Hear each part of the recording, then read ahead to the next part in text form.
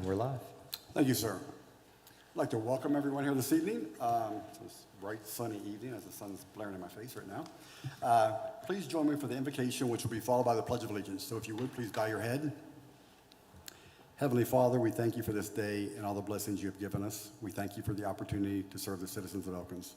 We ask that you keep our minds open, our civil tongues, and warm hearts as we work to make our community grow.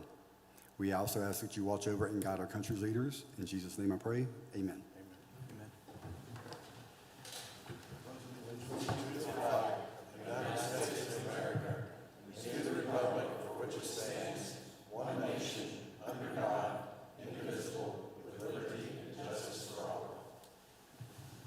I call the City of Elkins Common Council meeting to order, and will ask our clerk to take roll, please. Councilor Bros-Fragonera. Here. Councilor Carroll. Here. Councilor Chenoweth. Here. Councilor Hinchman. Here. Councilor Kearns. Here. Councilor Lowther. Here. Councilor Parker. Here. Councilor Pliszka. Here. Councilor Severino. Here. And Councilor Thompson is absent. You have a quorum. Thank you, sir. Okay, is there anyone here tonight for public comment? If you'll approach the microphone, please. You have two different doors you can use, either one. Do you want me to? Yes. Go ahead. All right. And just prior to the public comment, just go ahead, it's fine. I was just asked to just read a couple notes on the procedure. Just want to make sure you know council's very appreciative of the public's input, but has put some rules in place to make sure council stays on topic, has time to address the public business that we've been working on and that appears on our agenda tonight. During public comments, city residents have the right to speak for 5 minutes on topics that are on tonight's agenda. Topics that are not on tonight's agenda require the unanimous consent of council to be heard. Also, the West Virginia Open Meetings Act prohibits council from discussing matters that are not on tonight's agenda. For further information about contacting your council members and how council conducts business, you can always get in touch with me. My card's on the table in front there. Public comment could now open. Do we need a motion? Well, Okay, if you'll state your name and your address, please. My address? Yeah, your name and your address, please. Sure, it's Emily Watson, and my address is 122 Davis Avenue. Okay, Elkins. is that a topic that's on our agenda tonight? It is about supporting downtown businesses. Okay, so do we need a motion, is that correct? yes. So do I have a motion to accept the listen? So moved. We have a motion. All those in favor say aye. Aye. Those opposed, nay. You may proceed, thank you. Thank you. And I'd also like to mention, after I'm done, there are two ladies that could not be here tonight, but they have written a statement. They have asked if I could read for them. I'm not sure if that would be allowed, but I wanted to make note of that. And it's on the same topic, supporting local businesses. I think we have options. Either you can read it or we can ask our city clerk to read that, because oftentimes correspondence are sent to our clerk as well. So I think Okay. we have options on that one. So All right. So, my name is Emily Watson. I own Clementine's Closet on Davis Avenue. I opened my shop in February. My shop is located on the block that has been closed since July 11th. Last week, I joked to my customers that my shop is conveniently located behind a crane on a road that is closed. I am here with other business owners of the same block, although some could not make it tonight. Those businesses are Bird's Donuts, Mossy Merchant, Mycelium, Salon Swish, Trickets, Pawnbrokers, Pioneer Insurance, and Ceramics with Class. We are not here to request money from you tonight, as I have since learned such requests have to go through the Finance Committee. I still find it imperative that we explain our disappointment with the lack of city support for our businesses. About a month and a half ago, I came to work on my day off, as most business owners do. I was surprised to find that the road was blocked. Thinking it was just a one-day ordeal, I decided that my heavy boxes could wait until tomorrow. Tomorrow came and the road was closed. I got on Facebook, and to my confusion, a post was made by the City Hall announcing that a main Davis Avenue road would be closed until approximately September. Over 2 months. My panic set in. I quickly got with other business owners on my block who were just as confused as me. Honestly, from the get-go, all of us were forgotten. In the City Hall's post announcing the road closure, it also made customers aware they could still use Davis Trust Bank, but only the bank. Even a map and directions were included. It wasn't until we made our own post, contacted the mayor, and Woodlands that the City Hall made us a Facebook post. I remember going to the bank that same day and expressing my concern, and they said to me, "Wait, they didn't tell you." Calls and discussions were made on my end and many other businesses' ends as well. When the mayor returned my phone call, he apologized, and he told me that they had let the ball drop on this one. Okay, so now what? Mayor Marco mentioned getting us signs and trying to get at least one lane open. He also mentioned he didn't know it was starting that Monday. There was and still is a huge lack of communication between all parties involved. There was a lot of change happening downtown. Good, positive change. There needs to be better communication and better plans to keep everyone informed, especially to those who will be severely impacted. My husband and I are opening another business just down the road, and it's scary to think that a planned 2-month road closure could happen anytime. As of today, the lanes are still closed. We received our signs, but if I have to be honest, if you don't have a magnifying glass handy, you won't be able to read them. I had no idea we had even gotten any signs until my husband pointed it out to me. But I find it odd that we got signs inviting people to walk downtown and shop because Mayor Marco's comments in the newspaper called the street unsafe for people to walk on. The construction company renovating the hotel was only supposed to close the road Monday through Thursday, but last weekend, they closed the road all day Friday and Saturday. The 2 biggest days for business that really hurt. Only half of us were warned. Again, lack of communication.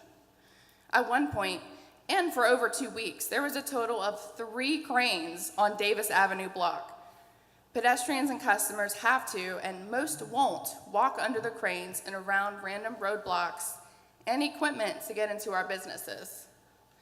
At places like Salon Swish, elderly customers need to be dropped off directly at the front door. At places like Bird's Donuts, customers like to pull right up, park, buy their donuts, and leave. They can't do that. There is never any parking behind Seneca Mall, so although there is an entrance in the back, which hardly anyone knows about, you can't find a parking spot. It's a good thing I can walk to work, because most of the time there are no available parking spots on the street. I pay rent, utilities, and taxes to own a business downtown, but I can't even find parking. Customers already complain about the parking. This is going to impact business and make it even harder for people, especially the elderly and disabled, to access our shops. All of the equipment, roadblocks, and cranes are simply bad for business. When you see these on a road, you go the other way, and that's exactly what people are doing. You call the road unsafe, but yet are inviting people to come downtown to shop.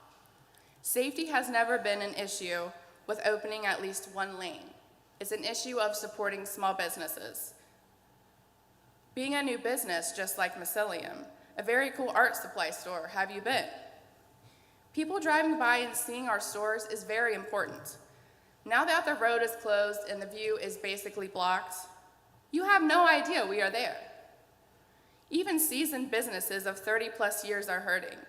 We are all very excited for the hotel and the traffic it has the potential to bring, but you are forgetting you're already up and running tax-paying businesses on the same road. We knew the hotel had to be worked on, but why not around business hours? Super early in the morning and then late in the evening.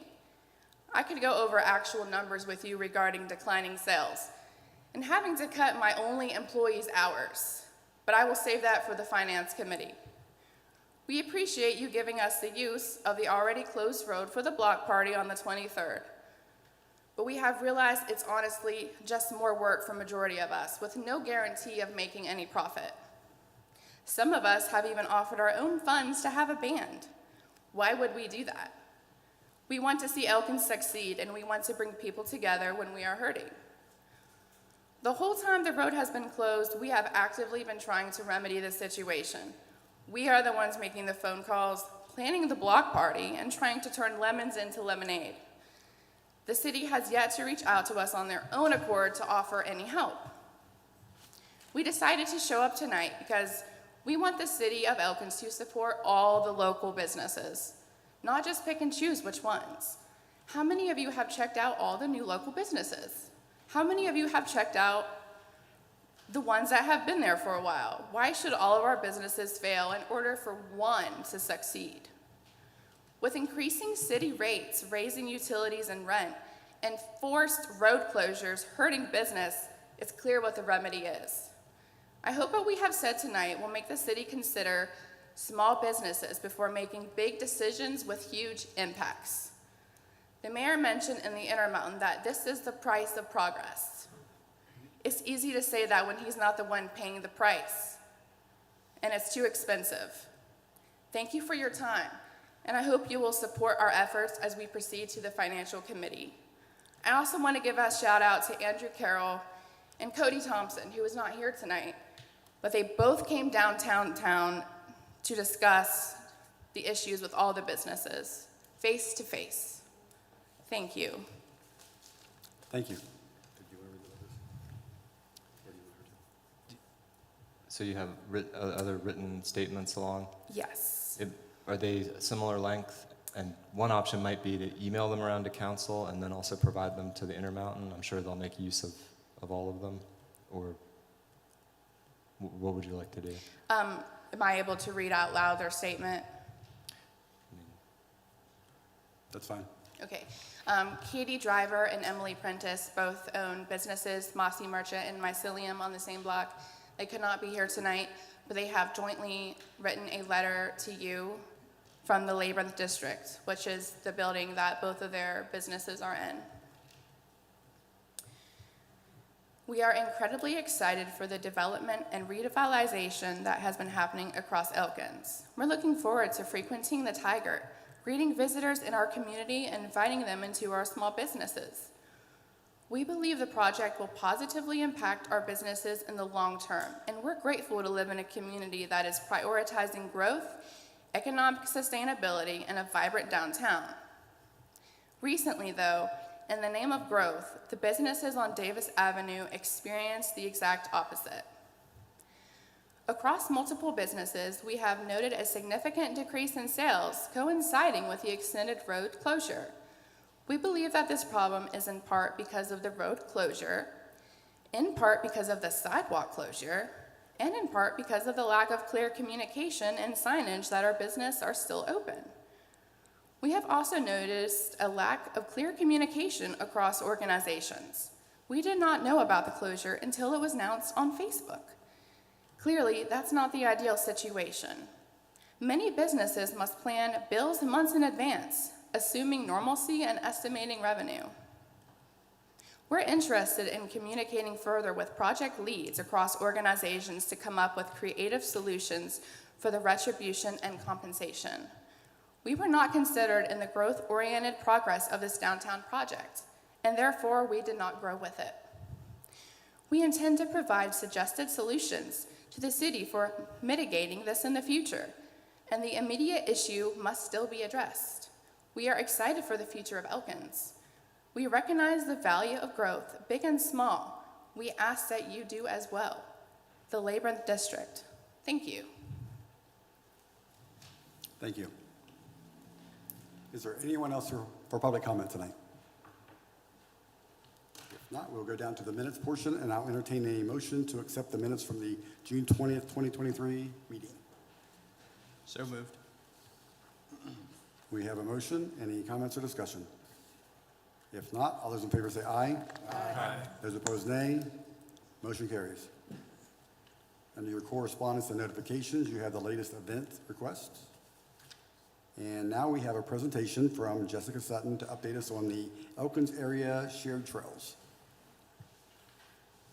Good evening, everyone. Nice to be back. Just a second.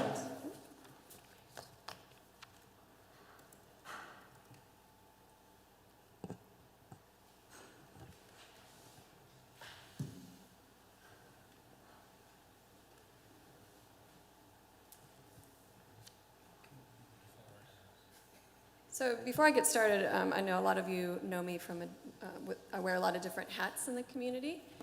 Tonight, though, I'm here to specifically talk about East, which is the Elkins area shared trails. So welcome to the East.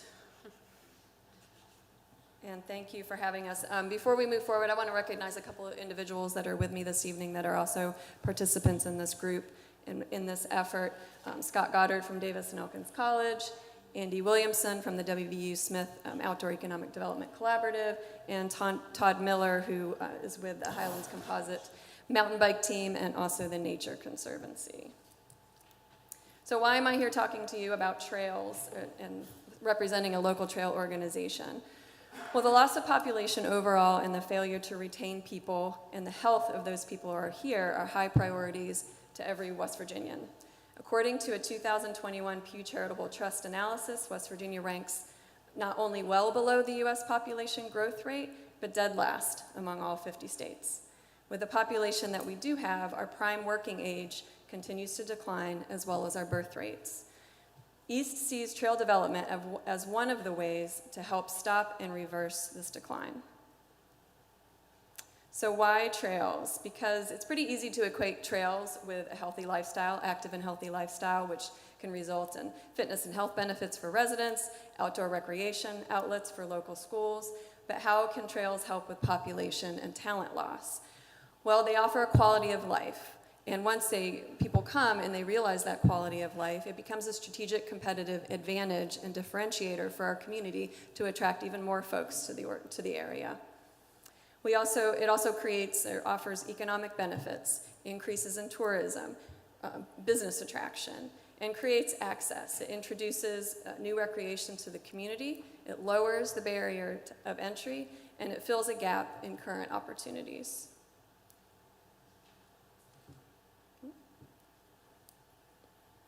According to Headwaters Economics, people are more likely to move to recreation counties as opposed to non-recreation counties, particularly in rural places. Recreation counties are more resilient through things like a pandemic.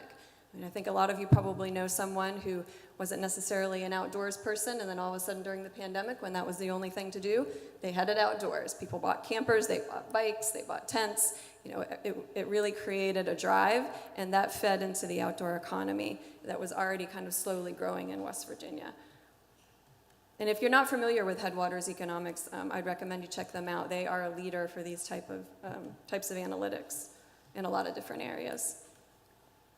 So what are these folks looking for and doing once they arrive to these destinations? At a national level, millions of Americans are engaging in trail-based activities. The top 5 most popular outdoor activities include running, jogging and trail running, hiking, freshwater, saltwater, and fly fishing, road biking, mountain biking, and BMX, and car, backyard backpacking, and RV camping. And if you look down through this list, there's not many of these activities that you can do without having trails to access them.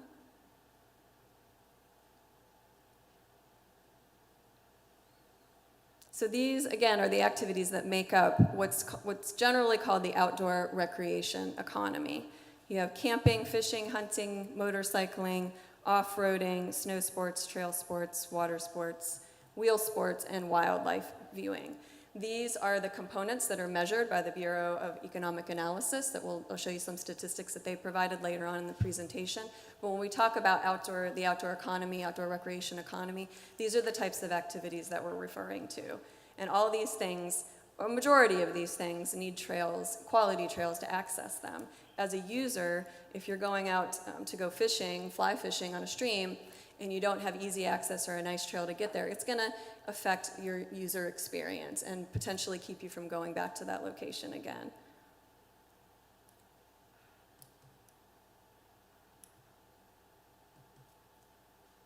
So these are the current outdoor recreation opportunities. And can you all see that? Okay. No, sorry. Current outdoor recreation opportunities.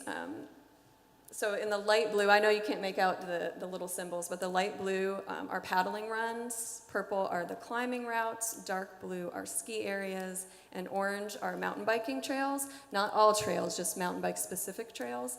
But if you'll notice, Elkins is in the center of this picture, And as you work out, you're looking at 30-minute drive, 60-minute drive, and 90-minute drive. And if you look within that circle, there are no mountain biking trails within that circle.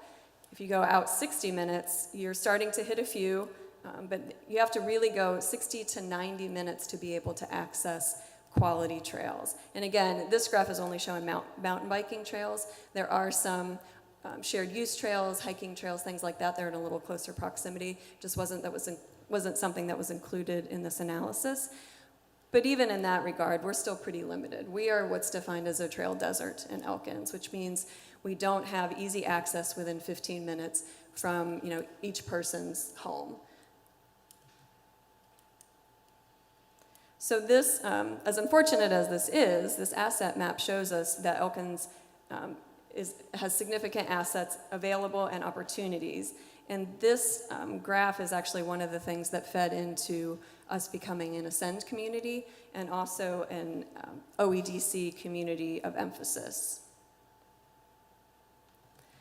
So how do we leverage the outdoor economy for the betterment of our community, to increase our revenues, to create a quality of life for our residents and visitors?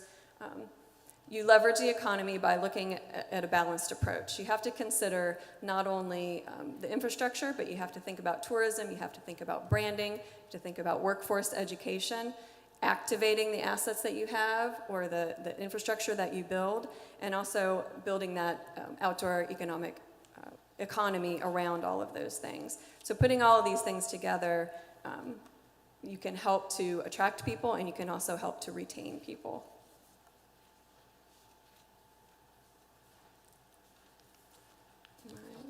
Slow. This is one of the models that has been used to leverage that outdoor economy. This was created by the WVU Smith OEDC, and it shows you kind of their approach. You look at the infrastructure first, make sure that that's in place. You activate that infrastructure, and then you promote it. You don't want to advertise that you are, the base camp to the MON, as we are starting to call ourselves here in Elkins, until you have those assets in place. You want people to come, have that great user experience and want to return, whether that's, again, as a visitor or maybe they decide to move here because they like what they see. But you want to do those things in a particular order so that you're not attracting people, they have a poor experience, and then they don't return. You want to make sure that you're giving them a quality experience. Alongside of that, you're going to be doing some project development and management, asking for technical assistance, and that's what the OEDC and other partners provide, and then also providing education and training. So communities are using outdoor recreation as a catalyst for vibrancy, growth, and brand identity. You can look at some of these clips from the cover of Outside Magazine and other outdoor recreation publications. And you'll notice that I'm sure a lot of you have heard of what's happening in Bentonville, Arkansas, home of Walmart. And if the largest retailer in the world and the family behind that retailer are all in on the outdoor economy, there's value in it. And I know it's a hard comparison to make because we're a smaller community. We don't have the kind of money that Walmart does or that they're pouring into Bentonville, Arkansas. But that doesn't mean we can't leverage the same type of assets and the same type of momentum. If they're seeing a return on investment, we can see also a return on the investment that we put into the outdoor economy. Outdoor recreation is big business, $887 billion in consumer spending annually. It outpaces education, gasoline and fuels, utilities, motor vehicles and parts, and pharmaceuticals. We're behind financial services, insurance, healthcare, hospital care, but that's not really surprising. But that is a huge number. It creates 7.6 million American jobs, 65.3 billion in federal tax revenue, and 59.2 billion in state and local tax revenue. What does that look like for West Virginia? In 2021, there was $454 billion generated in the U.S. in the outdoor economy. That's 1.9% of the national gross domestic product. In West Virginia, we contributed $8.6 billion to that. That is 1.9 of the total amount, all the states combined. We are 1.9% of that generation. It also created 19,000 jobs and 2.7% of all employees in the state. However, in the last decade, West Virginia is still ranked 49th in growth in the outdoor economy. So given our assets and our opportunities, we have a lot that we can capitalize on that we're not already. Just this morning, I was listening to the radio and heard West Virginia Tourism Secretary Chelsea Ruby on public radio. I missed the beginning of the story, but the end part that I heard, she was talking about tourism and the hospitality industry. And she reported there are 50,000 hospitality jobs. Now that's larger than this number. I think there's more incorporated in that when she's talking about hospitality that's outside of the outdoor economy. But 50,000 hospitality jobs in West Virginia. And she's anticipating 20,000 more hospitality jobs added over the next few years. So this is fantastic news. It's a growing economy, and we want to make sure that we continue to be at the forefront of that. So what is East's role in this? We are early on in our incubation, our large partner group was developed, and we worked on this mission statement. Elkins Area Shared Trails brings people together through the development and stewardship of multi-purpose, human-powered trail systems. You know, we felt like this was a gap that we were able to fill. There are certainly other trail users that are not included in this statement when you think about equestrian use, think about motorized use, but we felt like we needed to really kind of narrow down to a particular scope, and so this is what we're focusing on. And you'll notice it says shared use. It's not just mountain biking trails. We are considering that. That's a whole part of the ecosystem, but we want to make sure that the trails that we're creating, at least a majority of them or a portion of them, offer shared use opportunities. So we have, to this point, and will continue to do our due diligence as far as every project that we talk about and focus on. We want to be able to build up meet our community where they are, which just means that we're providing what they want to see in the community. We also want to be able to build capacity so that these efforts are sustainable. I know this timeline is really difficult for you to read, but what it's meant to show is that kind of the evolution of East. When we started back in 2018, it wasn't even called East at that point. It was basically a couple of us sitting on my back porch kind of talking about how we wanted to see more trails in the area. And a lot of that was motivated by the NICA team being established, which is a mountain bike team that's focused on middle and high school students. Just started in West Virginia. My daughter was riding. I had friends whose kids were riding, became involved with that. We will also, I was approached at that time by some friends and asked to help write a proposal to the Forest Service about creating more trails on Forest Service land. So we were working through that process. And in 2019, the UCI World Cup appeared at Snowshoe. Huge worldwide mountain bike race. It was a big deal for that to be in the United States, and an even bigger deal for that to come to West Virginia. So just 45 minutes away, you had riders from all over the world participating in contributing to the economy there and building this sport up. In 2020, Mon Forest Towns started, and we became a partner in that organization. And we also started to see some movement with the Forest Service. D&E started to express an interest in creating a cycling team. And then the local drivers were still there. This isn't to say that this all kicked off in 2018. There's been plenty of interest and plenty of folks who were involved prior to that. This is just kind of when I became aware and became more involved. And then, of course, we had a pandemic, so everything just got put on hold for a really long time. But in 2021, we started to look at grant opportunities. We started to make contact with the WVU Smith Outdoor Economic Development Collaborative and get some advice from them. We renewed our activity with the Forest Service, and we held finally in December of 2021, after multiple conversations in multiple arenas, I pulled folks together all into a room. There were about 35 participants from an equal or more number of organizations being representative, and we just kind of sat down and figured out that we all wanted the same thing. And that was a real catalyst. That was really what I would call the birth of East. So we started to collaborate a lot more, and that is the key to this outdoor economy and recreation development, is collaboration. There's so many partners that are interested and involved, and you need to really make sure that everybody is at the table and having a voice in that conversation. So in 2022, we really kind of tagged ourselves as East. We also were awarded over $100,000 in grant dollars from both the Appalachian Regional Commission and the International Mountain Bike Association, and I'll share some details of both of those projects later on. So we are continuing to work through the ARC funding and just starting on the IMBA funding with that project. We're also looking internally to see how we can formalize East and make sure that we are a long-term sustainable organization. You know, as long as that need is there, we want to be able to be there to fill it. I want to really note at the bottom of this, the list of partners. I think there's about 25 on here. Some of them are combined, so it may even be a little bit more than that. It's really significant to note because all of these people, they may not come to every single East meeting, but if we have a need, if our steering committee identifies something, we're able to reach out to these partners at any time, and they're always willing to step up and offer what resources and time, money, whatever it is, to what we're trying to work on. So what has East been up to? We've been bringing the community together with that initial meeting, and we continue to do that.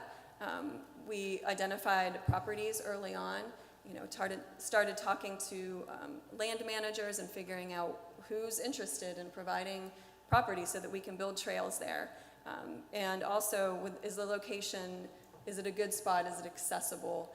Is it going to be create easy access, and is it going to be a fairly easy lift for the resources that East currently had at that time? We've created some consistency in our meetings. We have a steering committee, many of who are present here this evening, and we're now moving, as I said, towards formalization. And then we expect to be moving dirt in 3 years or less. I think even less than that now. I'm overly optimistic about that, but you know, we've been working on this for a while. We're almost through this initial planning process and headed into the second planning process, so there's no reason to think we're going to be moving dirt in less than 3 years. So here's a little insight into the first project. We used the ARC funds, which was $50,000, and that had to be matched. That match came from the OEDC, $7,800 in kind, and that was comprised of technical assistance in planning and implementation, and also development and implementation of a 2-day community trail development workshop that was shared with other Monforest town representatives. The remainder of the match came from East Partners in the city of Elkins. Again, all of that is in kind. There was no monetary match to this grant. But it is going to result in a comprehensive report that includes 4 parcels of property located around town. You can see those identified here. We've got the Davis Memorial Bike Park, as we're calling it, the Glendale Park Skills Area, the Davis and Elkins College campus, and also the Darby Farm. And you'll notice there's some potential connections also noted on the map. We've had initial conversations with property owners, and we're hoping as these projects develop that we can really create access between all of these areas in the long term. So focusing in on one of these projects, this is the Glendale Park Skills Area. East, working with the Elkins Park and Recreation Commission, applied for a West Virginia Department of Highways Recreational Trails Program grant in the amount of $300,000. There's a 20% match for that grant, and we are working through that. It's either going to be in kind or we're seeking other funding to be able to meet that match. But we had the park's support in this application. They're really excited about this. This is one of the things that really came out of that professional planning process.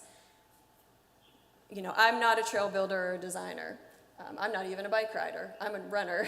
So when we were talking about locations, you know, we knew that we wanted to have a skills park. And originally we were looking at the Davis Health Systems piece of property that's adjacent to the rail trail.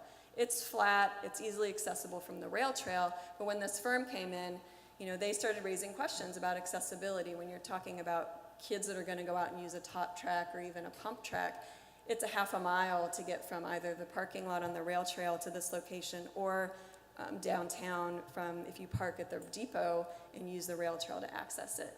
If you have a toddler on a Strider bike, they're going to be exhausted by the time they even get there. So it was that kind of insight, you know, from professional trail designers and builders that really helped shape this master plan and helped us to make decisions moving forward. So we reached out to the Parks Commission, and they were all in favor of this project, and I think it's a really good fit for that area. So the idea is to create a top track, which you'll notice the picture up here at the top is just kind of rolling, really short sort of rollers, some small turns, lower to the ground, softer materials, suitable for younger children on striders or on scooters. There's also going to be a pump track, which is going to be a little bit bigger. The rollers are going to be higher. There's going to be banked turns. It's going to be a little more aggressive and for more seasoned riders. And then also a skills development loop that will hopefully encompass that whole area. It's going to be right next to the skate park.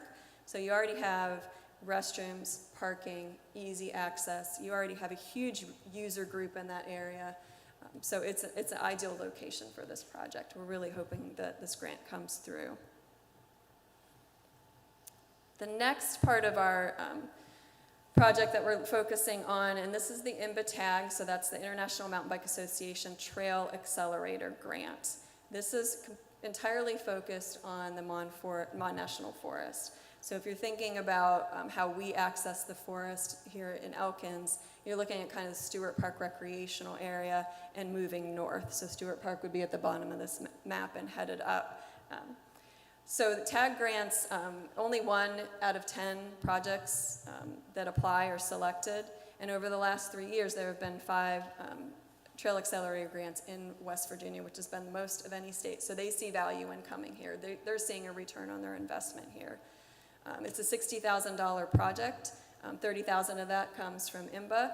The other half of that is being matched by the WVU Smith OEDC. Currently looking at 12,000 acres in the Mon National Forest, stretching from Elkins all the way up to Parsons. So there's a lot of potential there. And it's really great that we have this partnership with the Forest Service. They're really on board with this project. Other things that are happening around the state, there in Marlinton, there's a project called Monday Lick, and that is going to connect the town of Marlinton out into the ecosystem of trails that exist there already. Greenbrier State Forest in Lewisburg and White Sulphur Springs, projects happening at Lost River State Park, Kanawha State Forest, and the city of Charleston.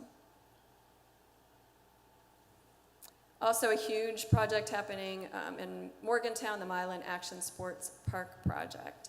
No other facility like it in the eastern U.S. You can see all the amenities that are listed here, and this is a collaboration between Milan Park Foundation, WVU OEDC, USA BMX, Action Sports Design, and the Greater Morgantown CVB. You won't find any projects like this, any successful projects that don't list multiple partners. You really need that for these projects to be successful. So there's been planning, design, cost estimates, technical advice, and support grant requests. Another project is the Kakapen State Park, and Andy, correct me if I'm wrong, that was funded by ARD? RTP and EDA. So this is a fantastic project. As I said, I'm not a rider, but I've heard if you're a mountain bike rider that this is where it's at these days, like you want to go ride these trails. But I really like the fact that, this concept plan really shows a lot of connectivity, and that's a long-term goal of East as well, is not only creating these pocket areas where people can go recreate, but being able to connect them back to the community, back to the neighborhoods, and also to each other. Final project is not the final one, but the final one I'm going to mention in this presentation is the Morgantown Trail Project. Their goal is to have a trail within 1 mile of every resident. So there's over 100 miles of trails within a 30-minute drive that are planned.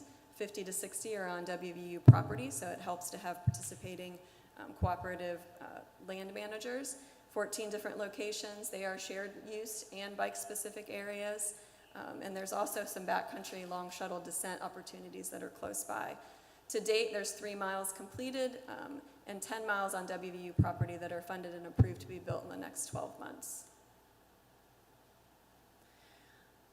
Everything that I've been talking about so far also relates to projects that all of you are already familiar with. The Riverfront Project. When you think about the areas that are identified in our master trail plan, those are easily connected back to this riverfront development plan. And they all serve the same purpose, to create easier access to recreation, to create connectivity throughout the town, not only for tourism, that to me is kind of a bonus, but I think just for our community and the residents that are here. And in addition to that, you've got the streetscape improvements that you have the master plan for. All of these projects are gonna support each other and buoy the entire town and the outdoor economy that we wanna create.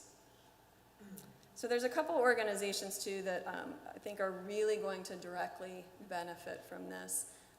We do, as I mentioned earlier, we have Todd's here to represent the Highlands Composite Mountain Bike Team. My daughter rode on this team for 4 years. It is a strong team. This sport, when she first started, there were 5 teams in the state, and I think about maybe fewer than 100 riders, and I think that's quadrupled at least over the last 6 years that this organization has been in existence. So this is an exploding sport across, in all ages, but this is an organization that really is not focused entirely on competition. They're focused on getting kids on bikes.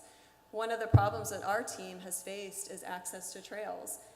They have access to some private property, but other than that, they're riding on the D&E trails, which are pretty limited and very steep. They're not built for, an introduction to riders. So being able to create those opportunities for this team is going to be a game changer.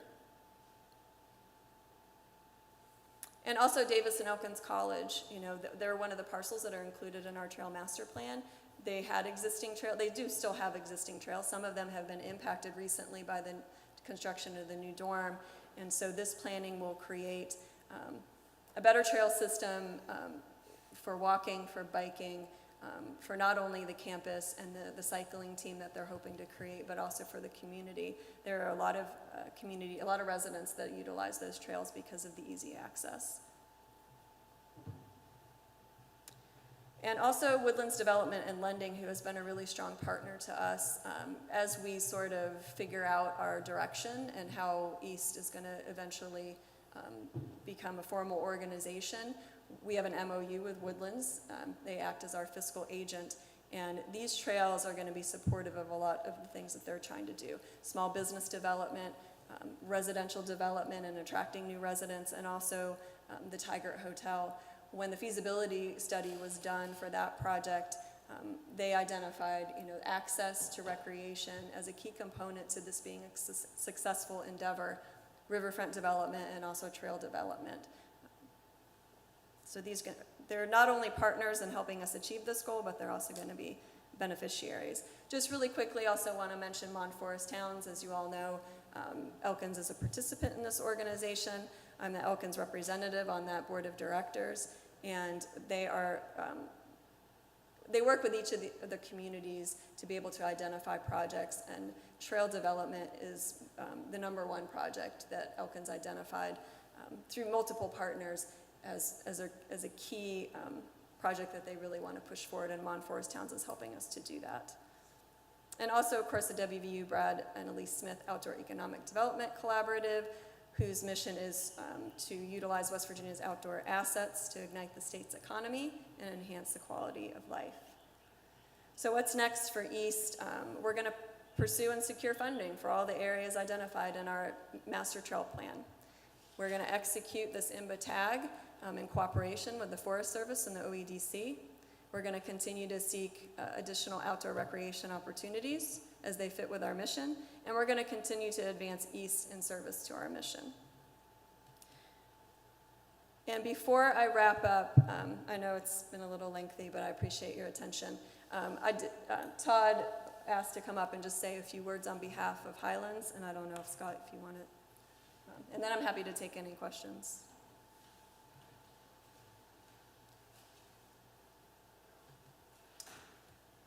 Good evening, everyone. I'm Todd Miller. I'm one of the coaches of the Highlands Composite Mountain Bike Team, and so we're a local mountain bike team made up of young athletes from Randolph and Tucker counties. That's why we're called Composite. It's both counties. about a dozen riders and half a dozen or so certified volunteer coaches like myself. And so we participate in the West Virginia Interscholastic Cycling League, which is part of NICA, the National Interscholastic Cycling Association. And it's all about building strong minds and bodies and communities through cycling, building the confidence and skills of the riders and building that community along with it. We've had really great success with our team over the years, coming in no less than third out of the league, which has now grown to about 15 teams of much bigger teams. So we've been doing pretty well. Our limiting factor is really where to ride, right? So our nearest trails are in Canaan Valley or Blackwater Falls or down on Cheat Mountain on the National Forest in the Mauer Track or Buchanan or Philippi. We're talking 45 minutes from here. So one day a week we practice up in Canaan, and the other day we practice here in Elkins and rely on the generosity of private landowners with private trails that they've built themselves, and there's just a few of those. So this plan would really help, I think, our team grow and expand and serve more young athletes and families. So I just encourage your support when you get the chance. Thank you.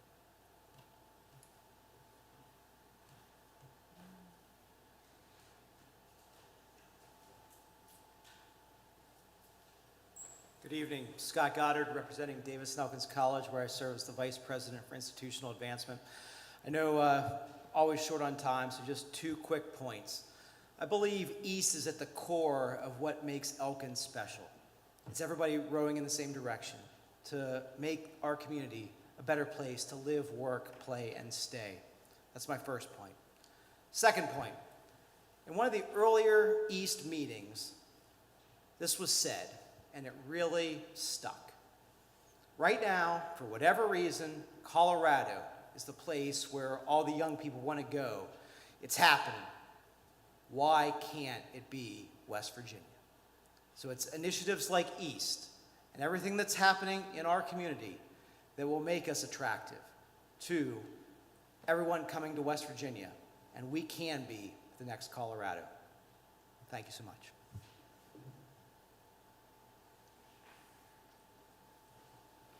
Thank you all. I really appreciate your attention and letting us come here this evening. Does anybody have any questions?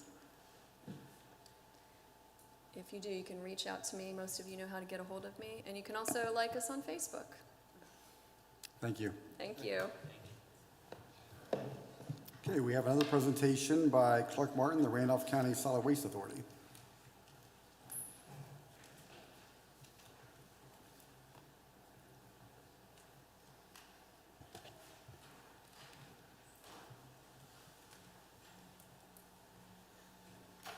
As the mayor said, my name is Clark Martin of the Randolph County Solid Waste Authority. With me is a gentleman that I really want to do most of the talking, is Mr. Sterling Daniels. He owns Tiger Valley Recycling Center. You might have known it better back when it was under the ownership of Joe Gum as Randolph County Recycling Center. Anyway, just some decisions had to be made, and I'm going to let him tell the story. Okay. So I plan on shutting the recycling center completely down in February 2024.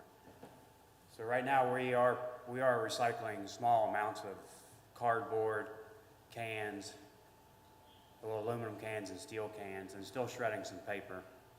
We had an injury about 3 months ago.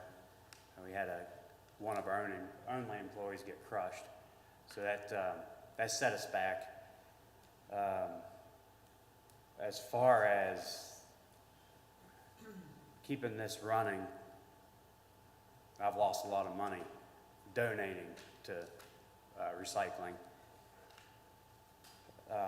With equipment breakdown, the price of insurance, and I'm sure my insurance is going to go up even more now since I had an injury. You know, the guy broke his leg. And getting a quality employee that you can afford. I mean, you can only afford recycling $10 an hour. So think of the quality employee you're going to get. So it requires constant leadership down there. that you can't afford to pay, and the people you pay for $10 an hour are the people who are going to tear up equipment. I mean, we got trucks that are breaking down constantly. We got balers. Every time a baler breaks down, I mean, it could be thousands of dollars. And luckily, I got capable people that can fix it on the Elkins Motorsports side. If I didn't, I mean, this place has been out of business 2 months after I bought it. We're going to continue running, like I say, small quantities. We're not going to invest a lot of time and money. I still have a grant that I'm obligated to recycle, and we will. We'll fulfill the grant. That being said, I want the recycling to continue, Tiger Valley recycling to continue, because I believe in it. And it can be done. A retired couple, or even a person that can donate all their time to it. I have a couple of different businesses, and I cannot donate a whole lot of time to this business. If somebody would, Joe Gunn was a perfect example of that. Somebody that could apply for the grants. If you apply for all the grants properly, everything's paid for minus your insurance. If you applied for all of them properly, and then the cardboard would come up. Right now it's anywhere from $20 to $50 a ton. That being said, a 53-foot truck is worth $1,000. And then you got to look at freight that's pulling off of that. So you may get anywhere from $700 to $1,000 a load. And if you're recycling a lot of cardboard, picking up from Shop and Save, already baled, and picking up from local businesses, you may get a truck a week. So if cardboard comes back up, when I got in this industry, it was 180 a ton. We'd get $5,000 a load. It's sustainable with that. But cardboard's so up and down. And you can't afford to store it. If it gets wet, it's done. You'd have to have a warehouse the size of Elkins to store it and wait for the market to come up. I know I'm all over. I wasn't really prepared for a presentation, but I mean, the purpose that I'm getting, or the mission I'm saying, or the task, is that this can continue, but I'm not going to continue it. And if I will train, I will hold somebody's hand, I'll show them how it can be done. And if I would like to sell my equipment, and I got all my equipment that we appraised properly through the proper channels. I'd like to sell the equipment, and I would like to train the next person that would be interested in taking it over. If you'd like to have anything to add to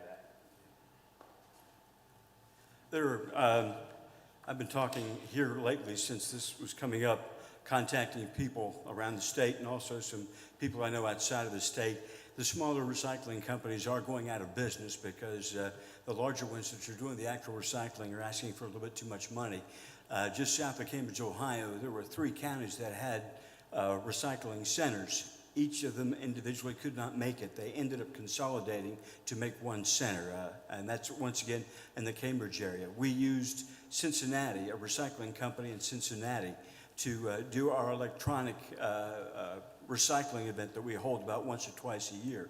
And the problem, they told me they were originally into recycling, but they weren't making any money. So he decided to focus strictly on electronics. So we're not the only show in town who's having problems like this.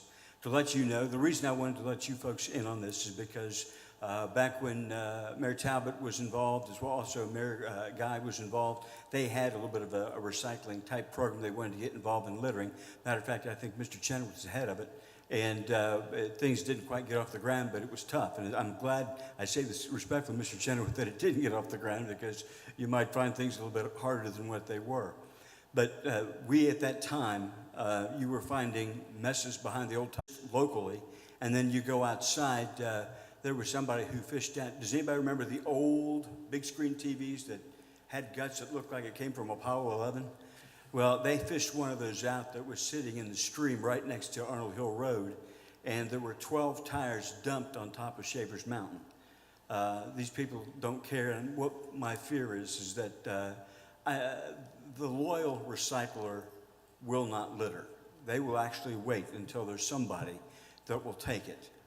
And the semi-recycler, they may litter. I'm not trying to be funny, they may litter. What I've been trying to do is I've been calling local counties. So if I have somebody who contacts me and says, I've got a bunch of this cardboard, what do I do with it? I can send them to that county. Right now I'm expecting a phone call back from 2 of those counties that I've contacted. I've also contacted one other possible recycler out of the Maryland area, and I've contacted the West Virginia Solid Waste Authority out of Charleston to see if they can give me a lead or leads. Now, the other reason I'm coming to you guys is because also it's not just, it's not just us, but you guys, through your occasional meetings with other city councils, other mayors, other city clerks, might stumble onto something that said, well, this is the way we do it in Weirton, or this is the way we do it in Bluefield, or this is the way we do it in Somersville. So if you stumble onto that, please don't hesitate in contacting me. I know that some of the people of yours I used, one Mr. Stokes and the other one's Miss Sutton. Matter of fact, she actually had the jump on trying to get the glass started. We were trying to find a place, and she found a place, and of course, it's still going strong as far as I know. Things are going well. So please keep us in mind if you should stumble onto something, and be patient on the recycling end of it, because we're hoping, the good Lord willing, and when he finishes up the grant, that we're going to have somebody else to replace. One last thing, and I'll leave you be. Keep also in mind if you have any locations where we can locate a recycling plant. I say this because if Mr. Daniels is able to get out, I'm sure Mr. Morris may look to somebody who's wanting to rent that space. If they rent that space, that's going to be one less place I have to offer, or would like to offer, to somebody who would like to continue the recycling. I appreciate your kindness and your time. Thank you. Thank you, sir. Sirs. Okay, we're moving down to committee reports. We'll start with Councilor Parker. Yes, sir. I'm going to let the administrative officers who had the bulk of the meaningful content at the public safety meeting to just give their respective reports instead of repeating everything they're going to say. The task force is up and well. We really hit a significant milestone with the task force in that, as I think probably everybody in the room knows, there is a foundation being established using the settlement monies from the opioid suits that have been filed and which have been settled. There's been a concern as to how that would be guided, whether it would really be solidly established for the long term and so forth. The good news is that we were able to support 2 candidates for the board for that foundation, which was really critical. We know both of these people well, and they're going to be strong board members. So we're waiting now for the next steps to unfold as that foundation begins to lay their groundwork for operations, hires a new director, and in the meantime, we are continuing to work with our partners in the 5-county sub-region, if you will, to make sure we all stay on the same page. We're looking at preparing a substantial white paper so that once those settlement funds become available, we will be in a position to have a very necessary and very, very solid project ready to request funding for. So that's it for the moment. Thank you, sir. Councilor Bross-Reganera. I'll be really short. The Municipal Properties Committee met this week, and 2 items of discussion concern Cump House properties as part of a larger vision of looking at reviewing all of the municipal properties that we currently own, and sort of looking at our responsibilities financially and in kind. That discussion will continue next month. And we were also considering possible funding for streetscape furnishings and the installation of some of the streetscape furnishings that we currently have but have not installed. So some budgets will be put together that possibly we can use some of our excess funding coffers to fund those projects. And that discussion will continue as well. Thank you. Thank you. Councilor Pliska. Nothing to report. Thank you. Councilor Henchman. Finance is not met yet, and it looks like we may have a joint meeting with personnel later on this month. Thank you, sir. Councilor Chenoweth. Personnel Committee met yesterday, and we discussed one item that's on the agenda, which is Resolution 1682, Higher Incentive Policy, to address the crisis level departure of officers in the Elkins Police Department. Discussed this incentive policy with Travis Bennett, the Chief of Police, and basically came up with a policy to attract certified officers, non-certified officers, and attract officers that have left the department and might be willing to come back. So that's on the agenda and can entertain questions when that comes up later on. We also moved the reappointment of the city clerk at our meeting as well, or the city treasurer. Thanks. That's it. Thanks. Thank you, sir. Councilor Kearns. No report. Thank you. Councilor Severino. No report.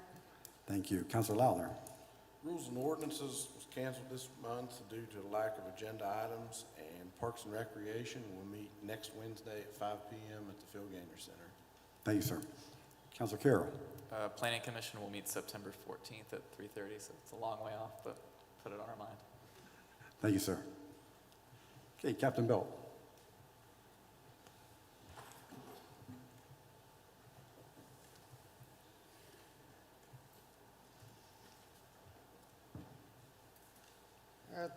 The month of July, we've had 529 calls of service.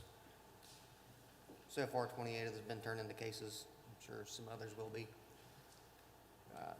The grant for the street cameras has been approved. We've had 2 officers resigned and 2 more thinking about it. Parking enforcement job is supposed to be posted beginning of September. That's it. Any questions? Thank you. I couldn't quite hear, I'm sorry. What was happening in the beginning of September? Parking enforcement posting. Okay, and then with the street cameras, there's new people on the council that may not have heard about the grant and what aspects of the grant will be covered by that. Some of the questions that I've received have been dealing about location of the cameras, and I don't know whether this is even something that you can address or whether it would be a question for the chief. Yeah, it'd be a question for him. Okay, we'll wait till he comes back. Thank you. Thank you. Mr. Kessiker.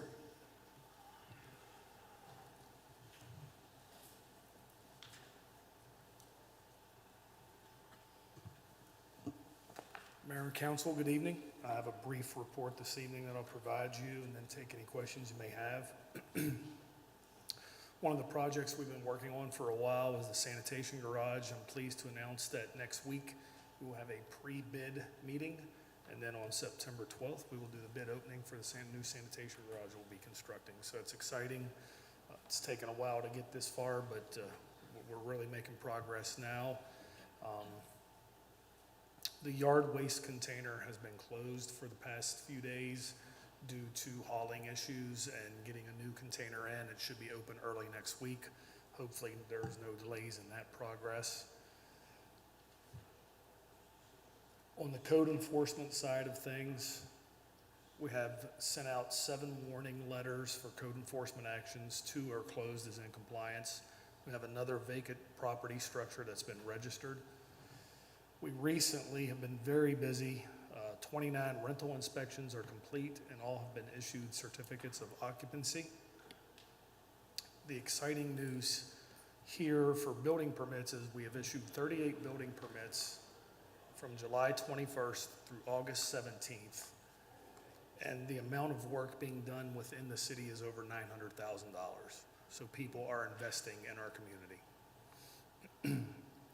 Another exciting note on the code enforcement building inspector side of the house, the 4 original structures that were put up for demolition, everything is done and they will be removed within the next month. 4 more structures have been tested for asbestos and the ad for bid has been placed and we're waiting for the bid opening process for those. There will be 1 more additional structure that will be tested and put out for bid as soon as we get the results. So we are definitely moving forward with the dilapidated properties program and working closely with DEP, with the city attorney moving forward. She's been a tremendous help. I can't thank you enough for all your guidance on this. And the only other thing I'd like to say is administrative officers had a brief 30-minute meeting today. I say that jokingly because it was a lot longer than that, regarding the pay increase presentation that we will be presenting to the joint session of the Personnel and Finance Committee. We're looking forward to it, and we're hoping that what we can provide you will help make the decision a lot easier for what we need to do. That's all I have, and I'll answer any questions you may have at this time. I have one. For the properties that are on the demolition list, Yes. I can't remember which properties those are. Is there a list somewhere? I can email you the list. Okay. I didn't bring the addresses with me, but I can definitely shoot you an email with the addresses of the homes, of the properties that will be Okay, coming down. that would be great. tell you all the addresses. Or I'm sorry, what? If you want to interject. Just email would be easier. Email to everybody. Yes. Yeah. I'll just send an email out to Yeah. everyone with the addresses. With the So- ones where the bid's already been, we're just waiting on them to come to do it. Yes. The 4 that are out for bid now, and then the last one that was tested Monday. And according to what I'm being told, the 4 this month, within a month they'll be gone. Yes, So, yeah, I think so. And Great. owned by Woodlands, once everything is worked out between the owner and Woodlands.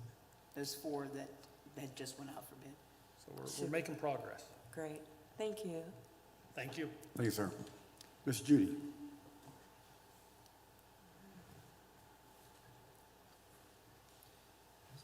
Good evening. In your packet, you have kind of the summaries for the revenues in July and the budget controls for all funds. One thing I have added into this is on August the 28th, we start with our new online bill pay, and it is Invoice Cloud, and I have a case study for Hagerstown of what they've seen since they've gone to Invoice Cloud. PSN is our current online bill pay. Invoice Cloud has bought them out, but with this new platform, we will be able to take business license payments, B&Os, anything that the city bills for, will be able to take those payments.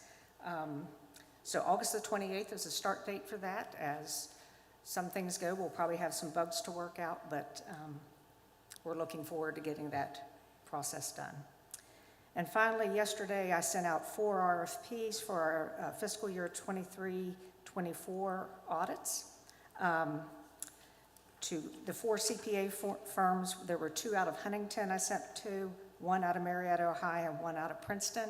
They have till September the 15th to return their proposals, and then we will get with finance and score them as required by the state auditor and go from there. That's all I have. Does anybody have any questions? Will we have to re-register for the cloud? Will we have to re-register for the cloud, or is it going to be seamlessly brought over? No, you'll have to re-register. Okay, thank you. You're welcome. Any other questions? I was just curious, and this might cycle back to Mike, but so on the Hagerstown study, it said they had a 25% decrease in utility shutoffs. Is that a cost saving for the city? And I can probably answer that. It's not really a cost savings to the city, it's a cost savings to the residents, because there is a reconnect fee in that, so, cool. yeah. Mhm. All right, Thank you. you're welcome. Chief Himes?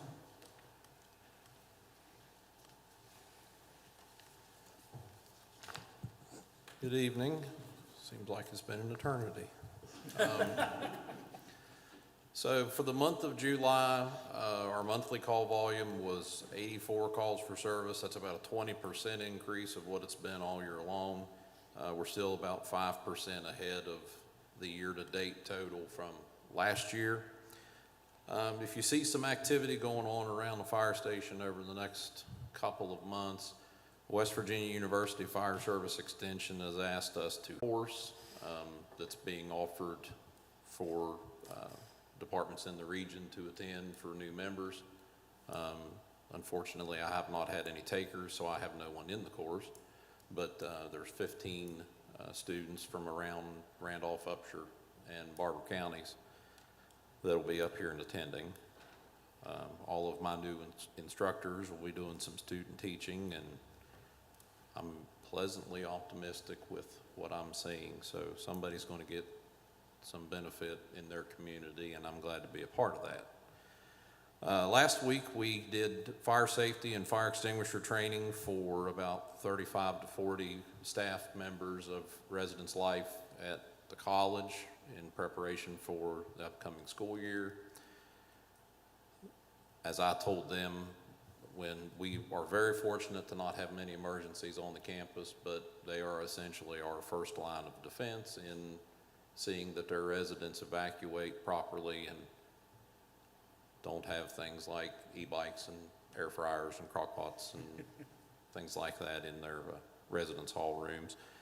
We also did fire extinguisher training today for 41 school bus drivers for the Board of Education. Yesterday, I attended a seminar at the State Fire Academy through the American Fire Sprinkler Association on sprinkler system plan review. It's brought to light a lot of information for me as we're moving forward with some of the construction projects that we're going to be gaining fire protection systems in buildings that we don't have. So even though I did miss the 3-hour admin officer meeting, I do feel like it was worth it. And last but certainly not least, did everybody get my email on Friday? Well, guess what? I got another round of pictures 2 days later, and it doesn't even look like the same thing. So we are well under construction on the new fire engine. I am hoping that if probably within the next 10 to 14 days, that cab, it does have a steering wheel now and red lights and a dashboard and seats and, you know, all the windshield, all the finer creature comforts in life. I'm hoping it's sitting on a chassis with frame rails and axles and tires and all that good stuff, and we'll be making a trip to Columbus very soon to start doing one of our scheduled mid-build inspections of the apparatus. As far as I know, the production schedule is still looking at early November for delivery.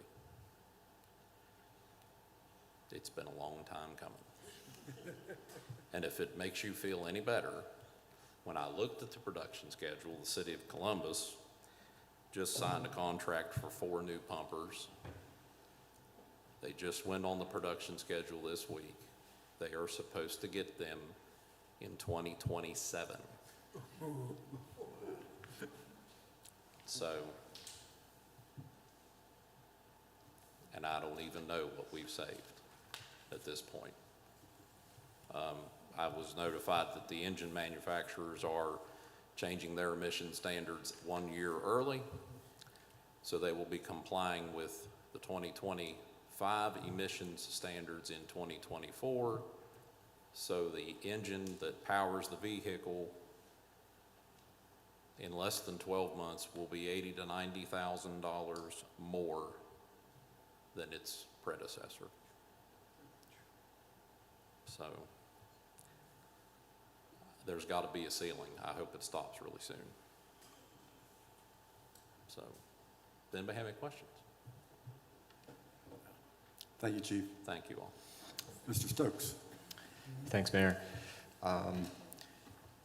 Just before our long hiatus, I, the mayor, Councilor Hinchman, operations manager, and the police chief, Chief Bennett, attended the West Virginia Municipal League Conference at Ogle Bay Resort. great informative time, some great sessions. Great to also get to meet with some colleagues from around the state. I think the mayor may share some feedback from that experience as well. This is the first week, in fact, I guess the third day into the tenure of our new HR generalist, human resources generalist, Melissa Washington, who's joined us in the back there, and who has kindly left her office door open for some air conditioning. It's great to have her here. She's already tackling learning our existing systems, giving thought to how our personnel processes could get stronger, and then even today joining us for the 2.5-hour meeting with several of the admin officers working on the employee compensation improvements. It's great to have her in that conversation. Also, I wasn't going to necessarily announce this yet because he doesn't start until a week from Monday, but in the audience we have Jeremy Deegan, who is coming aboard as our new communications specialist, and I was excited to hear from him that he wanted to come here this evening and start absorbing some of the public conversation that the city is a part of, and I'm really glad we'll have someone in a position to concentrate once again on communications across all areas, even including some of the issues we heard about tonight. I can say one of his early tasks will be to fold some of the learnings that everyone is getting from the first major long-term downtown street closure type project that has really happened in modern memory here. There's clearly a lot to learn, a lot to do better, and I'm really excited that he'll be helping us move that forward. I did want to mention as well, there is the application period is open for civil service testing for entry-level firefighters. The testing is going to be on September 16th. Applications are due to my office by September 1st, and you can find information on our website. It's flagged in the little alert panel on every page. Also, it's on our Facebook page, or you can call the clerk or mayor's office and get an information packet. That's all I've got. Thank you, sir. Ms. Roberts. Thank you, Mayor. I don't have anything particular to report on this evening. When you get to the business of the ordinance and the resolutions, be happy to speak to those. Or if you have any questions about what Mr. Kesker always spoke about, how we're moving along with regard to the $300,000 DEP grant. We spent a little over $100,000 already in using it, and clearly, as I've told the mayor, we're going to spend the rest of the $200,000 left to take care of these demolitions and that are already scheduled and that are those that we're waiting for the bids on. So it's been an interesting project, and the mayor assured me if we come up a little short, he knows who we can talk to about getting a little extra funding to finish what we're doing. But it's very exciting. You're going to see lots going on in whatever ward you live in. So I think there'll be some real improvements that ought to make everybody happy. Okay, thank you. Okay, moving down to number 9, approval of the vendor invoice payments. I'll entertain a motion to accept, please. I move we pay the AP. Okay, we have a motion. Any comments or discussion? If none, all those in favor say aye. Aye. Those opposed, nay. Motion carries. Moving down to new business, ordinance 318, an ordinance of the Common Council of Elkins, West Virginia, amending sections of the City Code, Chapter 152, zoning regarding sign regulations in the Central Business District. This is a final reading. I will entertain a motion to accept, please. So moved. We have a motion. Any comments or discussion? If none, all those in favor say aye. Aye. Those opposed, nay. Motion carries. Resolution 1681, deed of easement from Kimball Properties for access to water main line. I'll entertain a motion to accept, please. So moved. We have a motion. Any comments or discussion? Get a little explanation about this resolution? Sure. The Water Department extended a main line for Kimball Properties, LLC, which developed a trailer park in the Crystal Springs area. And in exchange, as you can see, there's an agreement attached to the deed that when it's recorded, you'll see that also with it. In exchange for doing that, the city needed a right-of-way on that property and then access to maintain those lines. So Kimball Properties is giving the city water department, the city of Elkins, and through its water department, access to that to maintain the line. And it's in furtherance of the agreement that was approved by the Public Service Commission. So it's an area that where we provide water, but there were not distribution lines to separate places. Thank you. The work has been completed, so you'll, if you authorize the mayor to sign it, I'll get it back to Mr. Triplett, who represents Kimball Properties, and he'll get it recorded. It actually increases our number of water customers because instead of having a master meter, you're going to have individual meters for each trailer. Good, thanks. Any other questions or comments? If not, all those in favor say aye. Aye. Those opposed, nay. Motion carries. Resolution 1682, hiring incentive policy for the city police department. I will entertain a motion to accept, please. So moved. We have a motion. Any comments or questions? If Can you not, just address that a little bit? How you came up with the balance? Yeah, it came out of the Personnel Committee. Chief Bennett, he brought the issue to us. I think there's 5 officers short, so he was coming up with a way to incentivize the attraction of certified officers, uncertified officers, and reinstated officers. So sort of the goal was to attract someone and get them to stay for a period of time. So I think we came up with a 2-year time period, because if they come in as a patrolman, they're here 2 years, they could advance to a corporal. We thought the $15,000 incentive up front with an additional 5 if they stay for 2 years would be good incentive for them to stay there for the 2-year period. As I understand it, if an officer leaves this department, goes to another department, in a different location, they lose all of their rank, their standing. They have to build that back up. So we're trying to get them here, get them to stay here for a period of time, so they build some rank and decide to stay here for a period of time, a longer period of time than they already are. And the goal is basically to get people to come here, stay here, and not use the city of Elkins as a training ground for other departments that they'll just train here and then leave. So I think the chief had done some research and believed that those numbers that we plugged into the policy were reasonable, as good as or maybe better than what other departments are offering. And so that's the rationale. And just one thing the chief did mention is that his estimate or his calculation was that a new officer, a patrolman, who made that first year's normal wages plus, whether they were certified and got $15,000, even if they got that much, that first year with that $15,000 was still going to be a savings over paying higher ranking officers overtime to fill the hours missing from that position. So he didn't, these sounds like a little bit of a dramatic figure, but he felt like it was well balanced by the savings that would be available from overtime. Yeah, $15,000 and $5,000 is, it's a lot of money, but in the grand scheme of things, I think Chief Bennett thought we'd be actually saving money by not having higher ranking officers covering shifts and being paid overtime for people that aren't here. and this issue is not unique to our area. Last week in Minnesota, there was an entire police department that resigned because of pay. So they lost all 9 officers at one time. Okay, we have a motion. Any other questions or comments? So how does that incentive cost compare to, I'm assuming we're losing money on training when we send folks, to the police academy.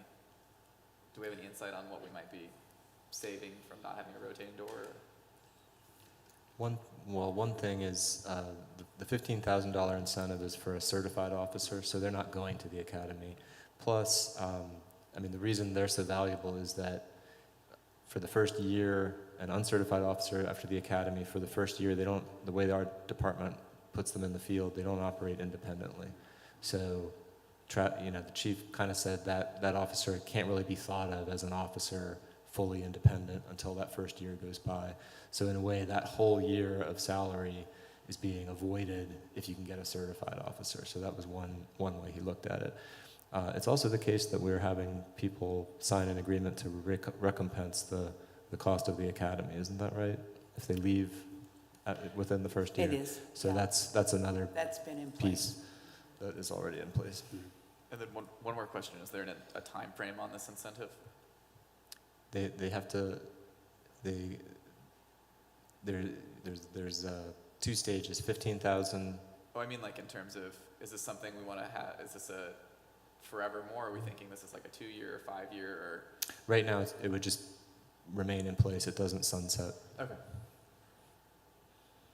Actually, some great questions. Any other comments? If not, all those in favor say aye. Aye. Those opposed, nay. Motion carries.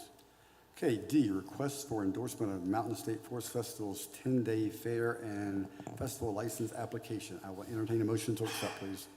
So moved. We have a motion. Any questions or comments? If none, all those in favor say aye. Aye. Those opposed, nay. Motion carries. Okay, down to mayor's comments. I'm going to keep these brief tonight. I want to thank Sutton and Liz actually for covering the meeting on July 20th. I was in Buchanan for the World Association of Marching Show Bands. That was a tremendous experience. Our sister city did an amazing job of hosting the bands over there. It was tremendous for the entire region. The economic influx that it had was just amazing, and like I said, kudos to them. Hat goes off. I thank them for applying and actually getting approved for it. As Sutton mentioned, we were at the West Virginia Municipal League 2 weeks ago. Also, a very dynamic conversation there, and I can tell you, when you leave the city limits, Elkins is viewed in a very positive light. People will come up and say, the thing I love about Elkins is, beaners or hiking or fishing or whatever, fill in the blank is pretty much the way it goes. Like I said, it's a very positive experience. We realize that we're facing some of the same problems that our other municipalities are facing, so it's a little bit comforting, I guess, to realize that we're not completely broken, that everybody else is facing the same issues. Workforce being the biggest challenge. And the reason I bring that up is because I had reported back a couple months ago that during our board of directors meeting, they had approved a position for a legislative specialist so that they would have somebody reporting back whenever they're in session. And they still have not been able to find anybody to fill that role. And that's been, I think, 3 to 4 months now. So it's not just at this level, it's at every level right now that it seems like hiring is a challenge. So workforce is a challenge for everyone. On Saturday, I got to participate in my 3rd Rosie the Riveter celebration, and we got to induct 5 more families, or 5 new Rosies, and honor them for their service to the country during World War II. So that was a very neat celebration. And then today, I got to participate in Davis and Elkins College matriculation convocation, because that's so fun to say. It's the welcome for the new students. I am happy to report we have 308 new students on campus today. And their goal was 240. They well exceeded that, so I was very honored to actually be able to participate in this and be able to welcome the students and, welcome them home is what I'm telling them. Mike Kessiker and I actually had a meeting this morning with one of the coaches and the AD from D&E, and the student athletes will be doing a community cleanup on August 29th. We don't know the exact area yet. Once we have information on that, we'll put that out there. But like I said, they're wanting to get more involved in the community, and we really want the community to embrace them. So with that, I have nothing